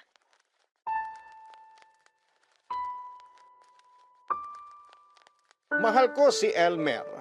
Pero sa totoo lang, minsan naiisip ko, paano na ako? Kaya ko bang ayusin lahat ng ito? Parang sa sobrang dami ng problema, nakakalimutan ko na rin kung paano ako dapat alagaan. Pero natutunan ko na may mga bagay talaga na worth fighting for. Oo, mahirap kasi si Elmer may bipolar disorder. At hindi biro ang epekto nito sa relasyon namin. Sa simula sabi ko ay kaya ko ba ito? Makakaya ko bang makisama sa ganitong sitwasyon? Napuno kami ng tampuhan, iyakan at minsan ay parang gusto ko nang sumuko. Pero naiisip ko rin na kung mahal mo ang isang tao ay gagawin mo ang lahat para intindihin siya. Kaya isang gabi ay habang nakatulog si Elmer sa kalagitnaan ng pag-aaway namin, ay nag-research ako. Napagtanto ko na hindi ko kailangang solohin ito. Kaya't dinala ko si Elmer sa psychologist. Nakakatuwa kasi habang iniisip ko na para sa kanyang lahat ng ito, ako rin pala ang natulungan. Natutunan kong maging mas mahinahon. Natuto akong magtiyaga. Ang cute nga kasi si Elmer ay natuto rin siyang mag-adjust. Unti-unti niyang naintindihan ang sarili niya. Kahit may mga pagkakataon pa rin may mga episode si Elmer, mas nararamdaman ko na may pag-asa pa ang aming samahan. Hindi ko po ipinagpapalit ang mga moment na ito. At natutunan ko po na ang pagmamahal ay hindi palaging madali. Sa tulong ng psychologist, si Elmer ay mas naging bukas at handang makinig. At ako naman po ay natuto ng mga paraan kung paano maging mas matatag sa mga pagsubok. Kaya ako po sinasabi ito kasi gusto kong ipaalala sa lahat na mahalagang mental health. Hindi lang para kay Elmer kundi para rin sa akin. Sa bawat pagtanggap, sa bawat pag-unawa, mas lumalalim ang pagmamahala namin. At kahit na ano pang dumating, si Elmer pa rin ang pipiliin ko. Happy birthday! Salamat sa pa-cake mo, dear. Parang ang mahal nitong red velvet ah. Siyempre, mahal kita eh. Ikaw talaga. Pwede naman yung simple lang eh. Tayo lang naman kakain yan. Tsaka, alam mo na, bawal. Okay, no comment na lang ako. Basta masaya ako to celebrate your birthday na magkasama tayo. Kasi, Sorry na. sabi ko naman sa'yo, kalimutan mo na yon. Ang importante, nabigay ko to sa birthday mo. Kaya sa birthday ko, surprise mo rin ako, ha? Nako, ano pa bang wala sa'yo? May karir ka naman. Tsaka meron kang, alam mo na, ako. Pera! Maraming pera! Dapat lang talaga maraming pera, no? Basta, magtatrabaho tayo para marami tayong savings. Para makagawa na tayo ng sarili nating bahay. Kahit maliit lang at madaling linisan. Alam mo, sobrang happy ako kasi minahal mo ko. Alam mo, dear, kung masaya ka, mas lalong masaya ako na minahal mo ko. Biruin mo, natiis mo ko. Bihira na rin makahanap ng ganun. At ang swerte ko, kasi nahanap kita. Worth na tiis ka naman kasi. Tsaka pinakita mo sa akin na wala kang ibang hangad kundi ang mahalin ako, mapasaya ako, ganun. Salamat pala, dear, kasi pinilit mo akong magpunta sa psychiatrist. Dati kasi parang wala akong tiwala eh. Feeling ko kasi ginagaslight lang ako. Pero dahil nandyan ka, naging panatag ako. Ang importante, okay na tayo. Iniisip na lang natin yung financial security natin. Alam mo, ayoko na maging bipolar ang laman ng wallet natin. Kapag nandito tayo sa Pinas, yan talagang pinagbawal na teknik. Ang mawalan ng laman ng wallet. Kaya nga go, go, go, work lang tayo. Pero inaalagaan naman natin ang health natin. Mahal ang paggamot kapag nagkasakit. Siyempre naman. Basta sobrang nagpapasalamat ako sa'yo. Kasi tinanggap mo ako kahit bipolar ako, may ADHD. Mild lang naman, pero kapag may episodes, pagpasensyahan mo na lang talaga ha. Nakokontrol ko na siya, hindi ba? Nag-improve na ako simula nang dinala mo ako sa doktor. Oo naman. Sobrang laki kaya ng improvement mo.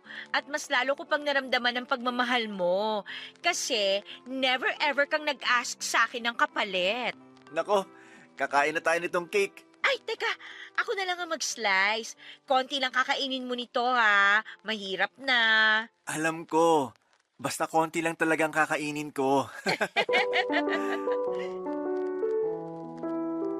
Hindi po madali ang lahat, Papa Dudut. Pero sa kabila ng lahat ng pagsubok ay natutunan ko kung paano magpasensya at umunawa sa mga bagay-bagay. Sa pagsasama namin ni Elmer ay masaya akong sabihin na pareho kaming nagtutulungan sa bawat takbang ng aming buhay. Sa amin pong kondo, hati kami sa lahat ng gastusin at syempre, nagtutulungan kami sa mga pangarap namin para sa hinaharap. Hindi ko po kayang ilarawan kung gaano kalaki ang pagbabago na nararamdaman ko mula nang magkasama kaming dalawa. Lalo na nang kumonsulta si Elmer sa psychologist. Hindi lang siya nagbigay ng emosyonal na suporta, kundi pinaramdam niya rin sa akin na maganda ako. Hindi lang sa panlabas, kundi lalo na sa aking puso. Natutunan ko rin pong mahalin siya ng mas malalim at intindihin ang kanyang kalusugan. Pati na rin sa mental health niya. Dahil sa kanya ay naging mas mabuting tawa ko, Papa Dudut. Ngunit hindi ko po maitatanggi na may mga pagkakataong nahihirapan pa rin po ako. Hindi ko po agad naintindihan ang bipolar disorder ni Elmer. Grabe po ang adjustment na kailangan ko. At minsan, ang mga mood swings niya ay mahirap pakisamahan. Kaya nagkakaroon kami ng tensyon. Pero sa mga ganong pagkakataon ay pinipilit ko pong intindihin siya. At natutunan ko rin na hindi ko dapat gawing responsibilidad ang pagpapasaya sa kanya. Kailangan ko rin pong magpatawad sa sarili ko at matutunan kung paano maging matatag para sa kanya. Ngayon po ay nagawa ko na pong yakapin ang lahat ng aspeto ni Elmer, pati ang bipolar side niya. Sabi ko nga ay pahabain ko pa ang PC ko para sa kanya. At sana po sa tulong ng pagmamahal namin ay magtulungan kami para mapanatili ang magandang relasyon. Umaasa po akong mabibigyan kami ng lakas at magandang kalusugan para magpatuloy ang aming pagmamahalan at maging normal ang aming pagsasama sa kabila ng lahat ng pinagdadaanan. Maraming salamat po, Papa Dudut, sa pagbibigay ng pagkakataon sa akin na maibahagi ang aming kwento. Sana po'y magbigay gabay ito sa mga taong may katulad ko na pinagdadaanan at matutunan nilang mag-intindi sa mga tulad ni Elmer. Gusto ko pong makita ng lahat na sa kabila ng mga pagsubok ay may pag-asa pa rin. Ang inyong kapuso at kabarangay forever, Ika. Sa totoo lang, ang mga taong may bipolar disorder ay hindi iba sa atin. May mga pangarap, may nararamdaman, at may mga laban din na kailangang pagdaanan. Hindi madali ang kanilang pinagdadaanan. At tulad natin, sila rin ay nangangailangan ng pagmamahal, pag-aalaga, at respeto. Hindi biro ang bawat araw na sinusuong nila, lalo na kapag ang kanilang emosyon ay mabilis magbago.